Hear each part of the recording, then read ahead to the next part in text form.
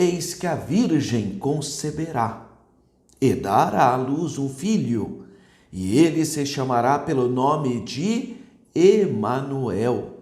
Emanuel, traduzido é Deus conosco. Mateus capítulo 1, versículo 23.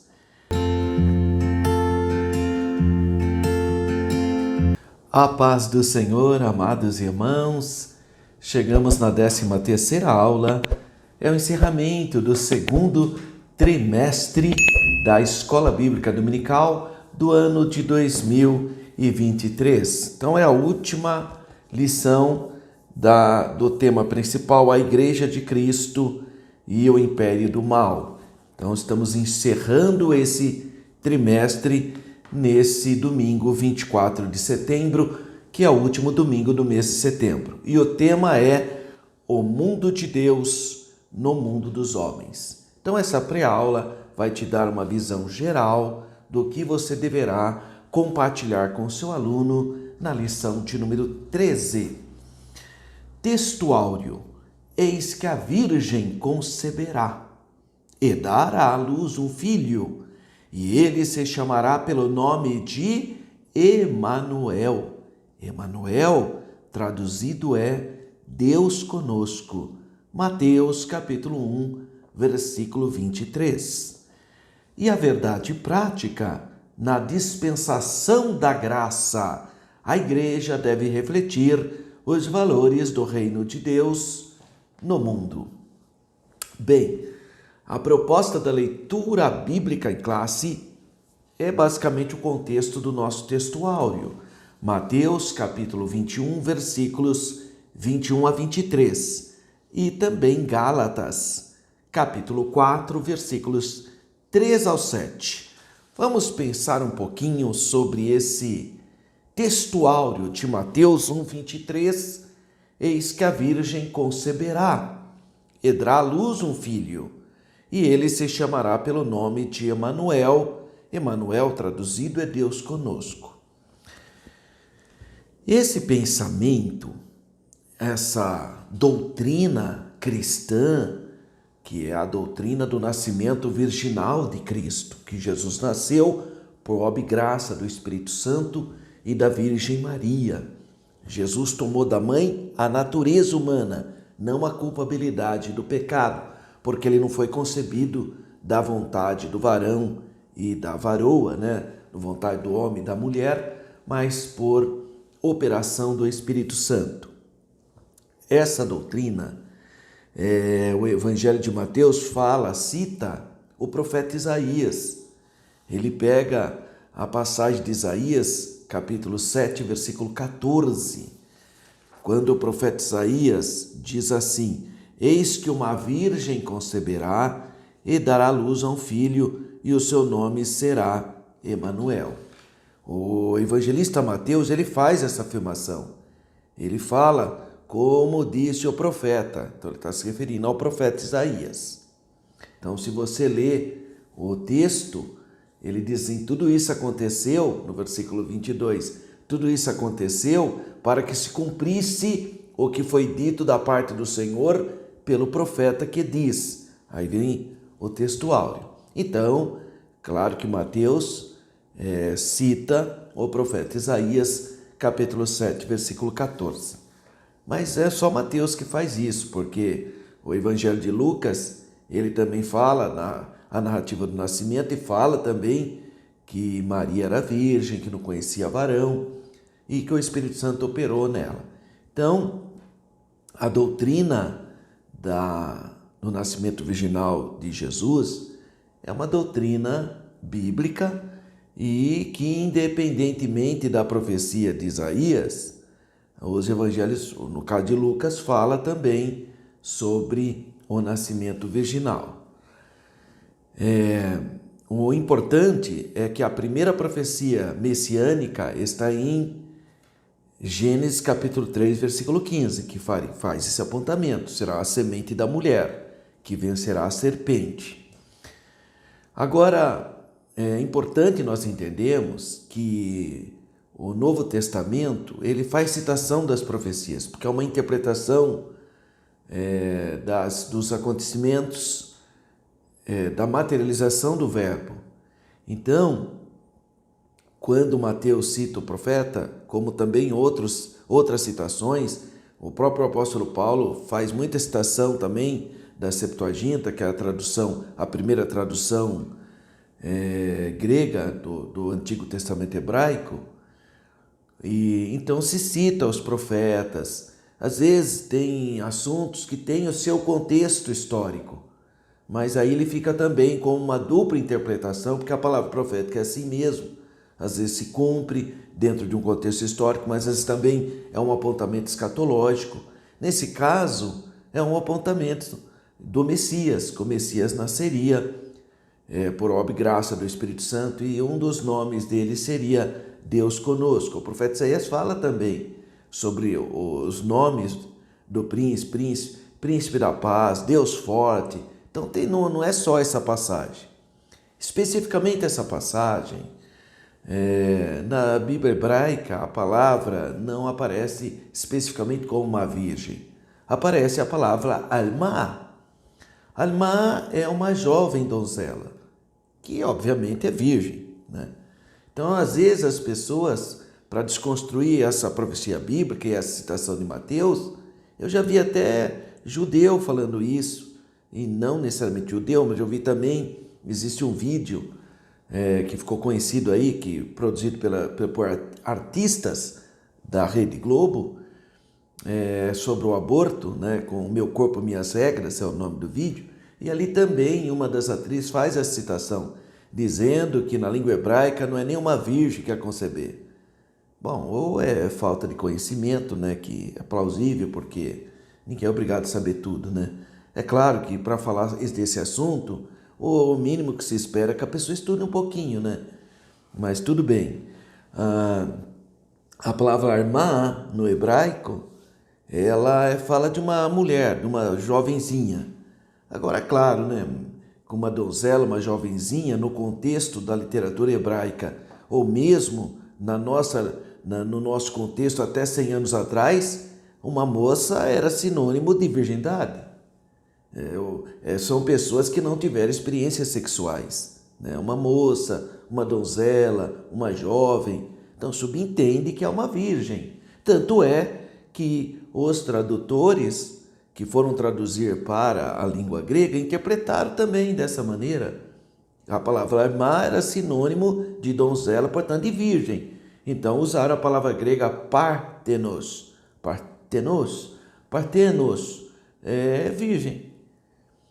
Aí vem toda aquela apologética judaica, né? Falando, não, mas armá não não pode ser traduzido por virgem, é uma donzela. Mas uma donzela é virgem, a mesma coisa, quer dizer, é uma redundância, né? Não, mas tem a palavra específica para a virgem no Antigo Testamento, que é a palavra bitulá. Mas acontece que a palavra bitulá é usada para pessoas que têm mais idade, né? Porque aí você tem que usar mesmo, você tem que falar que é uma virgem, porque às vezes a pessoa já tem uma certa idade e você quer mostrar a pureza da pessoa, a castidade da pessoa. Aí se usa a palavra bitulá, porque aí é especificamente virgem. Então, quando o casamento de Isaac, quem que o Eliezer foi buscar? Foi buscar uma bitulá, uma mulher pura para o seu. Então ali está escrito bitulá, né? Uma virgem. Então esse jogo de palavras, dizendo que a palavra alma não pode ser traduzido por virgem, claro que pode, é sinônimo, porque donzela, o que é donzela? Mas na língua hebraica, sim, mas na língua hebraica eles obviamente não vão querer que seja a mesma coisa, porque eles são contra a doutrina do nascimento de Jesus, eles não acreditam em Jesus. Então, por não acreditar em Jesus, e nós temos que entender esse contexto também. O judaísmo, para sobreviver, ele precisou se defender. Então, ele vai fazer sua apologética anticristã, e isso vai ocorrer depois no século VII, para o judaísmo se sobreviver. Também fez sua apologética anti-islâmica, e assim vai sucessivamente. Então, a gente entende perfeitamente esses contextos de conflitos, de palavras, de interpretação. Muita coisa no judaísmo que interpretava exatamente como nós interpretamos hoje, eles mudaram a interpretação. o entendimento deles. Por que mudaram o entendimento? Porque senão eles iam ter que concordar com o cristianismo, né? Então, não é só essa questão aí da palavra da virgem, eis que a virgem conceberá. Não é só essa. Tem outros que eles também tentam dar um outro significado. Por exemplo, o servo sofredor. O servo sofredor é do profeta Isaías. Todo mundo sabe que se refere ao Messias. Mas para os judeus não, aquilo é Israel. Só que não bate. Quando foi que Israel morreu no nosso lugar? Quando foi que ele tomou sobre si as nossas aflições? Quem fez isso foi Jesus na cruz. Não foi o povo judeu. Então, não tem sentido, mas eles fazem a interpretação deles. Por quê? Para se defender do cristianismo. Então a gente entende esse contexto religioso, antropológico, histórico. A questão é que a palavra alma, que é traduzida no hebraico como uma donzela, e como muita gente fica falando, não tem nada a ver com virgem. Claro que tem. Donzela é pessoas que também não tiveram nenhum tipo de experiência sexual. Então é a virgem a mesma coisa. Quer dizer, volte a 2.500 anos atrás e pegue lá o contexto de Isaías 7,14. Eis que a moça, a jovem, conceberá. Bom, mas ali só pode ser uma jovenzinha. Bom, se é uma jovem, só pode ser uma pessoa, então, virgem. De qualquer maneira, a gente entende a atitude de outros grupos que trabalham contra a doutrina do nascimento virginal de Cristo. Mas acontece que a doutrina virginal de Cristo não se assenta apenas em cima de Isaías 7,14. Se você ler, por exemplo, o Evangelho de Lucas, no capítulo 1, versículos 26 a 35, não precisava ler tudo, né? Mas vamos ver a narrativa de Lucas, ou a narrativa lucana. Ele fala assim: e no 6º mês foi o anjo Gabriel enviado por Deus a uma cidade da Galileia, chamada Nazaré, a uma virgem desposada com um varão, cujo nome era José, da casa de Davi, e o nome da virgem era Maria. Então ele dá a ênfase, porque Jesus nasceu por graça do Espírito Santo e da Virgem Maria. Aí o anjo fala: salve, agraciado, o Senhor é contigo, bendita tu entre as mulheres, bendita é tu entre as mulheres, não é acima das mulheres, como muita gente está fazendo aí, pondo Maria acima das mulheres. Não, é entre as mulheres, ela é abençoada. Vendo ela, turbou-se com aquelas palavras. E ela estava pensando que saudação era aquela. E o anjo disse: não temas, porque achastes graças diante de Deus. Eis que em teu ventre conceberás e dará à luz um filho, e o seu nome será Yeshua, Salvador, Jesus. Bom, aí a Maria pensa assim: como se fará isso, visto que não conheço o varão? É virgem. Uma alma, uma donzela, ou uma bitulá, ou no grego, pártenos, é a virgem. Então, isso é uma doutrina que independe dessa apologética proposta pelos grupos que não acreditam no nascimento virginal de Cristo. Mas o que nós podemos afirmar é que os contemporâneos de Mateus, todos interpretavam que a profecia de Isaías tinha a ver com o nascimento virginal do Messias. Agora, se depois eles mudaram a interpretação a partir do ano 100, no caso dos judeus, para poder combater os Nazarim, né, os nazarenos, os cristãos, isso é um outro assunto, né? Mas a gente também conhece história, né? Muito bem. Então, essa é a doutrina do nascimento virginal do Senhor Jesus. E a palavra virgem no Novo Testamento vem do grego, sim, pártenos. Como substantivo significa o quê? Donzela, virgem, ou como adjetivo, pureza, castidade. Então essa palavra nem sempre significa virgem, mas esse é o uso mais comum. E sem dúvida, o uso aqui de Mateus 1,23 tem essa ideia de uma pessoa pura.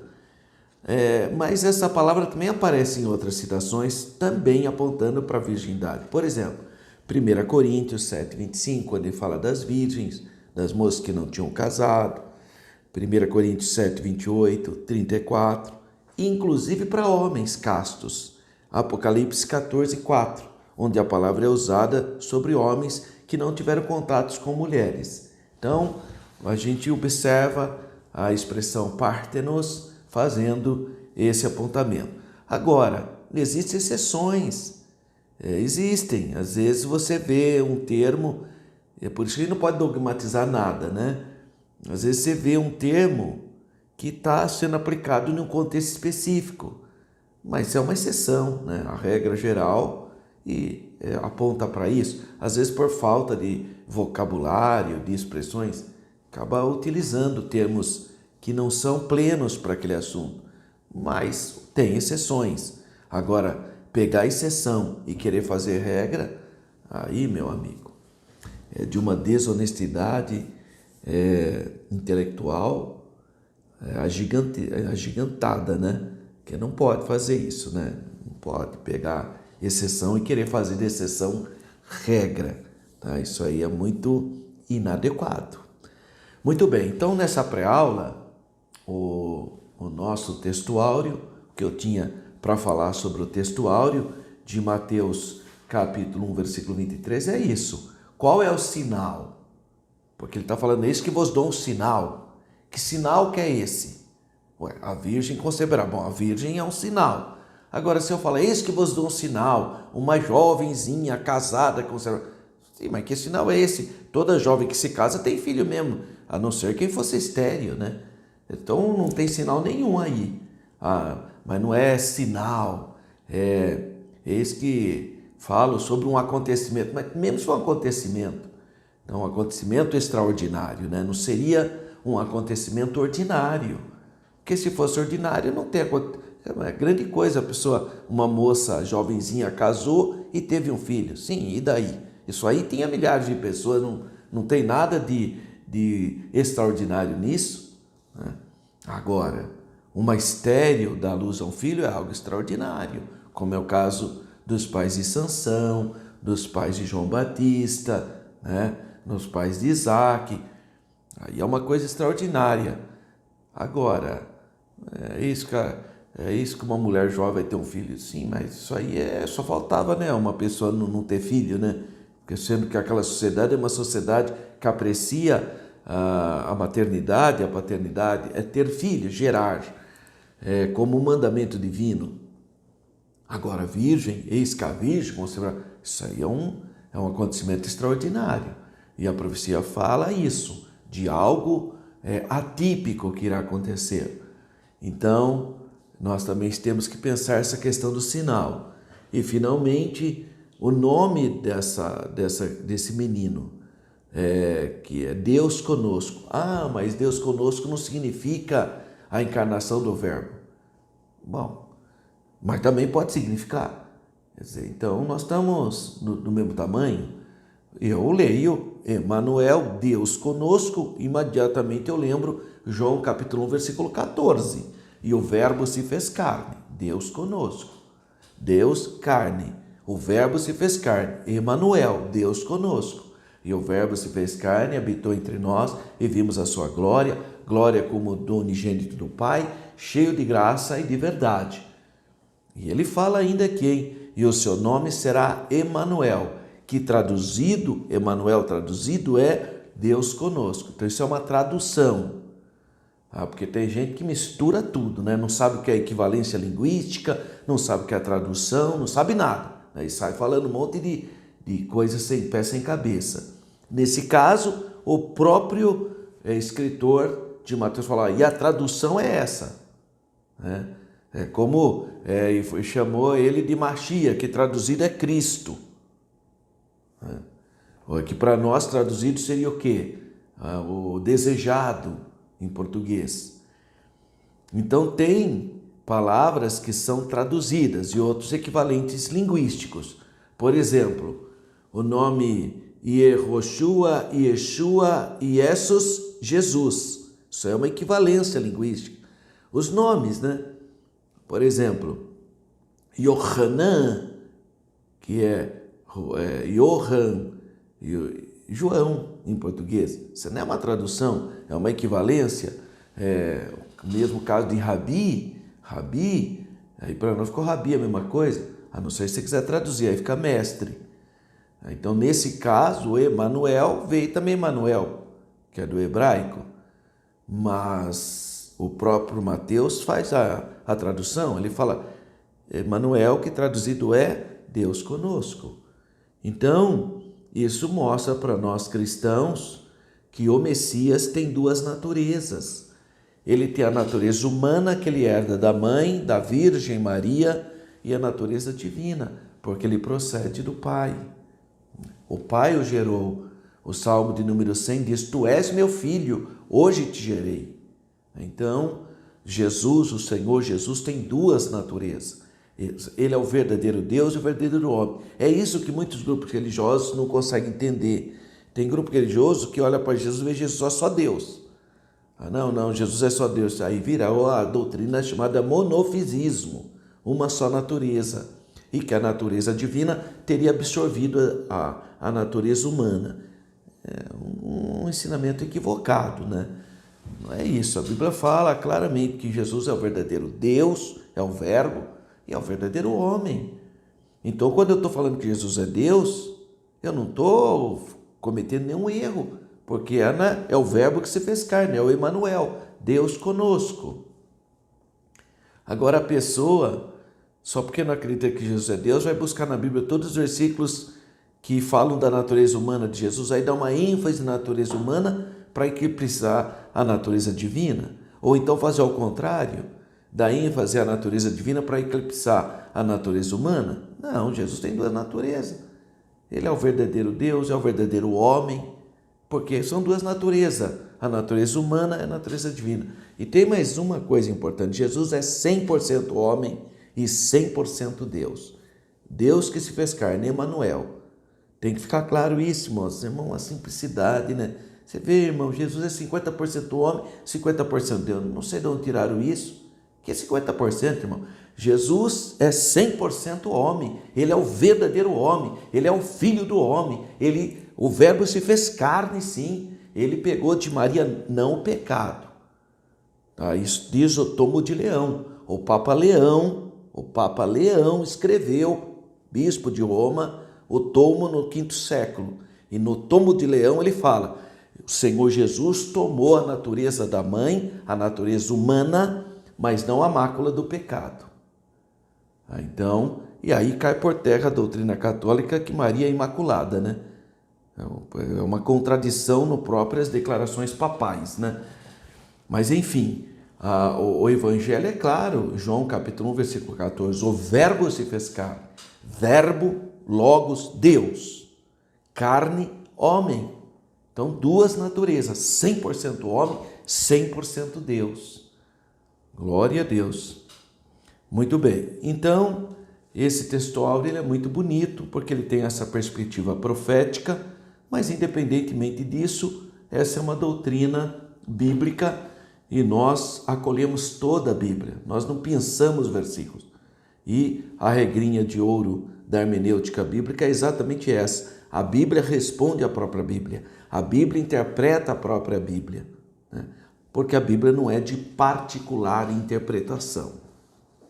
Então, nessa pré-aula, nós temos uma introdução que vai falar que as Escrituras revelam que haverá um futuro reino literal. Nós cremos nisso. As pessoas que desenvolveram uma tese da alegoria e defendem que não existe reino literal, isso se dá a partir de Agostinho de Hipona, basicamente, que é o doutor da Igreja Católica, a partir do século V, né? Final do século IV, início do século V, eles já começaram com essa história de que não teria milênio. Eu, como historiador, a impressão que eu tenho, o que levou essa doutrina, essa teologia, foi a ascensão do cristianismo. O cristianismo, em 380, no Édito de Tessalônica, o imperador Teodósio declarou o cristianismo como religião oficial. Embora as seitas religiosas pensem que foi Constantino, tem nada a ver. Constantino, em 313, no Edito de Milão, só transformou a religião cristã em religião lícita, mas não oficializou nada. A oficialização do cristianismo ocorrerá com um menino que foi criado como cristão, que é o imperador Teodósio, e ele vai impor o cristianismo como religião oficial. Essa imposição do cristianismo significou, de uma perspectiva histórica e política e momentânea, que o cristianismo tinha sido implantado no império, em um reino, a materialização do reino, aparentemente pelo menos, né? Mas acontece que em 380, com a oficialização do cristianismo no Império Romano, o Império Romano tornou-se cristão e o cristianismo tornou-se romano. Houve uma fusão do que depois nós vamos entender como civilitas, que é civilitas, é civilização, a civilização romana. Muito bem, então, a partir do ano 380, muita gente se fez a ideia de que, bom, então se agora a religião de Cristo é a religião oficial, então começou o reino de Cristo, o milênio, e aí interpretaram que o milênio era algo que não era literal, era nessa perspectiva. E até hoje você pega a Igreja Católica, os irmãos da Igreja Reformada, especificamente os presbiterianos, e eles acreditam, eles são amilenaristas. Eles não creem que haverá um milênio, como diz Apocalipse capítulo 20. Então eles não creem no reino literal de Cristo na terra. Eles não acreditam. Então é uma herança, né, embora o próprio Agostinho de Hipona, um período anterior a 380, ele também cria no milênio literal. Depois ele mudou de opinião, né? E isso ficou na Igreja Católica e também nas igrejas reformadas, né? Então eles não acreditam na literalidade do reino de Deus na Bíblia, que é o milênio, né? Porém, o que acontece? As Escrituras revelam que haverá um futuro reino literal. Porém, na presente dispensação da graça, o reino tem uma perspectiva espiritual, porque o reino de Deus está entre nós, diz Lucas 17, 21. Então, nessa lição e nesse trimestre, de uma maneira geral, foi estudado sobre o reino de Deus no mundo e o contraste entre quem vive sob o domínio desse reino de Deus e os que vivem com os chamados supostos valores mundanos. Assim, o propósito é lembrar como Deus age para habitar conosco e reforça que, embora vivamos grandes desafios, o reino de Deus permanece agindo no mundo agora através da igreja. Então, o primeiro tópico dessa pré-aula, para você ter uma ideia do que vai ser abordado, ele fala do reino de Deus no mundo. E aí ele vai, no primeiro tópico, ele vai falar da encarnação do Verbo, que é o mistério da piedade, né? Deus se fez carne. Mateus assevera que a profecia messiânica se cumpriu no nascimento de Jesus. Então é o nosso texto áureo, Mateus 1, 23, que ele vai trabalhar com a citação do profeta Isaías, capítulo 7, versículo 14. Esse evento se deu na concepção do Senhor Jesus por obra e graça do Espírito Santo e da Virgem Maria. É o nosso credo, é o credo dos apóstolos. Crê em Deus Pai Todo-Poderoso, Criador dos céus e da terra, nas coisas visíveis e nas invisíveis. Cremos no Senhor Jesus Cristo, que nasceu por obra e graça do Espírito Santo e da Virgem Maria. Isso é um credo, a declaração de fé da igreja. Maria, em que os evangelhos ratificam que é o Filho do Altíssimo. Lucas diz isso, né? 1,32. E que o Verbo se fez carne, conforme João 1,14. Ou seja, o Senhor Jesus é o Emanuel, Deus conosco. Assim, no tempo determinado, como a Bíblia diz, né, vindo à plenitude do tempo, Deus enviou seu Filho, nascido de mulher, nascido sob a lei. Gálatas 4,4. De modo que o Senhor Jesus participou da nossa natureza para expiar os nossos pecados. Por isso que o Verbo se fez carne. 1.2. A mensagem do reino. Bom, após a tentação no deserto, o Senhor Jesus iniciou seu ministério. Mateus 4,17. Desde então começou Jesus a pregar e a dizer: arrependei-vos, porque é chegado o reino dos céus. Aqui fica claro que a mensagem reino de Deus contém um apelo de arrependimento, em que o termo grego para arrependimento é a metanoia, que significa mudança de mente, uma nova perspectiva. né? O abandono ao pecado e o retorno para Deus. Compreende uma nova atitude espiritual e moral, bem como uma nova conduta. O viver em Cristo é nova criatura. Somente o arrependimento e a fé na obra expiatória e redentora de Cristo podem restaurar o pecador diante de Deus. Só mesmo o santo sangue de Jesus. Por conseguinte, o papel da igreja é proclamar a mensagem do reino em todo o mundo. Ide por todo o mundo e pregai o evangelho a toda criatura. É o próximo trimestre. O terceiro trimestre, o assunto é este, até os confins da terra, pregando o evangelho a todos os povos até a volta de Cristo. Essa é a nova lição, né? O próximo trimestre, que hoje é a última lição do segundo trimestre. O que foi o segundo trimestre? É junho, julho e agosto. Aliás, julho, agosto e setembro, né? Aliás, esse é o terceiro trimestre. Nós estamos indo para o quarto trimestre. Eu me confundi. Então, essa lição de número 13 é a última lição do terceiro trimestre. Eu falei segundo trimestre no início da aula. Não é o segundo trimestre. Então, vamos lá, para você entender. O ano é dividido em 4 trimestres. Primeiro trimestre, janeiro, fevereiro e março. Segundo trimestre, abril, maio e junho. Terceiro trimestre, é o que nós estamos. Julho, agosto e setembro. E esse quarto trimestre, para o encerramento do ano 2023, vamos estudar sobre a evangelização. Aí pega o seguinte trimestre, outubro, novembro e dezembro. Tá? Então, o assunto que vai ser falado no próximo trimestre, que é o quarto trimestre, é sobre evangelização, levar o reino de Deus para o mundo todo.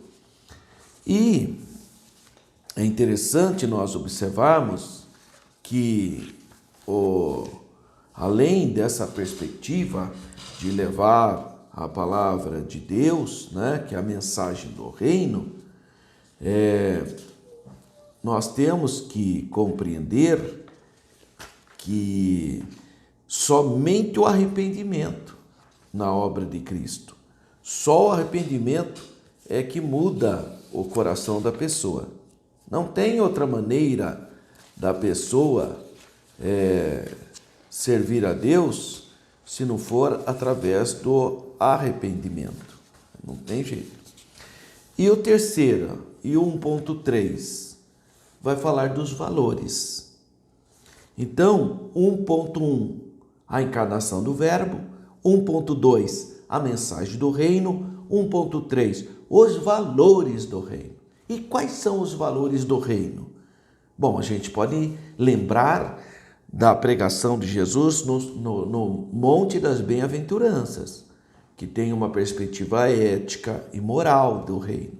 Então, por exemplo, ele fala aqui a necessidade de controlar a ira, Mateus 5:21, a fuga da imoralidade sexual, da impureza, Mateus 5:27-28, a questão do casamento sem indissolúvel, Mateus 5:31-32, a honestidade no falar, Mateus 5:33-37, o não revidar as ofensas, Mateus 5:38-44, o ato de dar esmola, de orar, de jejuar, a partir de um coração reto, sincero, Mateus 6:15-16, o não julgar os outros, Mateus 7:1-2, o alerta sobre os 2 caminhos, capítulo 7, versículos 13-14, a advertência contra os falsos profetas, Mateus 7:15-23, e a exortação para a prática desses valores, Mateus 7:24-35. Então, nesse sentido, o sermão nos chama para uma vida de perfeição em Cristo. Fala, sede perfeitos como vosso Pai no céu é, Mateus 5:48. E nos convida a priorizar o reino de Deus e a sua justiça, Mateus 6:33. Assim, os filhos do reino devem expressar esses valores em seu viver diário, Efésios capítulo 5, versículo 8. Então, é uma reflexão muito importante sobre como que o reino de Deus se manifesta no mundo, no reino do mundo, né? Resuminho do tópico 1. O reino de Deus no mundo se caracteriza pela encarnação de Jesus Cristo, além da propagação de sua mensagem e de seus valores. O ponto 2 fala sobre as bênçãos de uma vida no reino. Ele, 2.1, fala remissão dos pecados. Então, olha, as bênçãos oriundas de eu aceitar a mensagem do reino. Perdão do pecado. Uma das coisas que mais a humanidade busca é a boa consciência diante de Deus. E a gente só tem quando confessa Jesus, quando declara Jesus como Salvador, quando você evoca o santo sangue de Jesus para lavar o seu espírito, lavar a sua alma, lavar o seu corpo, lavar as suas vestiduras, você tem paz com Deus. Então é a fé no sacrifício expiatório do Calvário que vale, né? Para que a pessoa efetivamente tenha então a bênção de Deus. Então, 2.1 fala da remissão do pecado. Vai fazer o apontamento que nós éramos escravos, nós estávamos escravizados nos desejos carnais, nos deleites dessa vida. Mas a luz de Deus brilhando no nosso coração, a gente nasceu de novo, agora morre para a vida carnal, mundana, pecaminosa e vive em novidade de vida, em comunhão com o Senhor. 2.2, adotados como herdeiro de Cristo. Olha que bênção. Então eu estou falando do tópico 2 das bênçãos de uma vida no reino. Perdão do pecado, co-herdeiro com Cristo. Eu e você que cremos em Jesus, Jesus nos fez filhos de Deus, portanto co-herdeiros com Cristo. É uma outra grande bênção. Então, resuminho do tópico 2, a remissão do pecado, a adoção e o tornar-se herdeiro de Cristo são bênçãos de uma vida no reino. Então, olha que coisa maravilhosa, as bênçãos de uma vida no reino. E para encerrar essa pré-aula, porque o meu objetivo é que você tenha uma visão geral da aula de número 13 do terceiro trimestre, a última aula do terceiro trimestre, os males de uma vida no mundo. Então, como que é o mundo? O mundo está numa situação de escravização pecaminosa. As pessoas são escravas do pecado. É isso que propõe o 3.1, porque a Bíblia assevera que a pessoa que comete pecado é escravo do pecado. Significa que o humano é escravo daquilo que o domina, que o controla. Tá? Então, as pessoas que vivem sem Deus, vivem de acordo com o hedonismo, vivem apenas pensando em dinheiro, apenas em desfrutar o prazer pelo prazer, essas pessoas são escravas do pecado. Por isso que precisam de psicotrópicos, né? E 3.2, infelizmente, essas pessoas são filhos da ira e elas serão condenadas eternamente por não aceitar tão grande salvação. Então a Bíblia enfatiza que essas pessoas que vivem o prazer pelo prazer, são governadas pelas obras da carne, são filhos da ira. É isso que diz a palavra de Deus em Efésios 2:3. O que seria isso? Pessoas que são inclinadas a viverem a sua própria carnalidade, a sua humanidade decaída, os desejos carnais, todo tipo de violação dos princípios divinos. As inclinações carnais, a impureza, a avareza, a idolatria, entre outros, resultam na ira de Deus sobre os filhos da desobediência, conforme Efésios capítulo 5, versículos 3 a 6. Assim também tem a questão do pecado da incredulidade. A pessoa que vive no pecado e não acredita que vive uma vida dessa. É a incredulidade, é a rebelião contra o Criador. Assim sendo, todos nós, seres humanos, somos exortados. Aquele, porém, que perseverar até o fim, esse será salvo. Né? Claro, se você crê em Cristo Jesus, seu Salvador, a partir desse momento você é salvo. Agora, claro, se a partir do momento que você recebeu a salvação em Cristo, você está vigiando e você deve permanecer até o fim. Sinopse do tópico 3, a escravidão do pecado, a ira e a condenação eterna são elementos dos males de uma vida no mundo. Triste, né? Para nós fecharmos, os judeus aguardavam um reino literal para libertá-los da opressão política, social e econômica do grande Império Romano. Por isso que eles só esperavam uma face do Messias, que é o Messias triunfante, mas esqueceram do servo sofredor, que é o Messias sofredor. Cristo os corrigiu e afirmou que o reino de Deus não vem com aparência externa. Lucas 17:20. Isso é, não seria terreno naquele momento, mas espiritual. O reino literal ainda será implantado. Leia Apocalipse capítulo 20. Leia Apocalipse capítulo 20. Ali fala do reino literal. Nesse aspecto, Cristo veio para resgatar o homem do pecado, para salvar a alma humana. Então é uma questão espiritual e eterna. Então, todo ser humano precisa se arrepender dos seus pecados, mudar de vida, confessar a Jesus como seu Salvador e ser liberto do pecado e todo tipo de ideologia de perdição. Os que recusam a ética e moral do reino de Deus, do verbo que se fez carne, do grande amor de Deus, estão sujeitos à ira eterna, à condenação eterna. Assim, os valores cristãos devem ser observados pela igreja, cuja missão é anunciar o reino de Deus no mundo dominado pelo império do mal.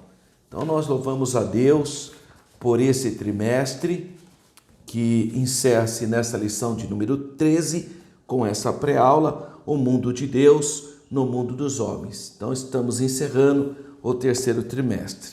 Eu vou aproveitar e te dar um aviso. Essa lição é o quarto trimestre. Portanto, outubro, novembro e dezembro. Já quero avisar você, eu não estarei gravando as pré-aulas dessa quarta lição, porque é uma lição muito fácil, tá? Não há nenhuma necessidade, você mesmo, porque os assuntos são a grande comissão, missões transculturais, a perspectiva pentecostal de missões, missionários, o desafio da obra missionária. Então é um assunto que os missionários, muitos missionários poderão gravar suas pré-aulas e orientar os alunos. Tá? Então, hoje eu me despeço de você das pré-aulas. Eu continuarei ainda colocando à sua disposição as nossas aulas, mas aquela que é ministrada no próprio domingo. Tá? Eu não estarei gravando essas pré-aulas. Essa é a minha última pré-aula que eu estou compartilhando com você. Um grande abraço, fique na paz do Senhor.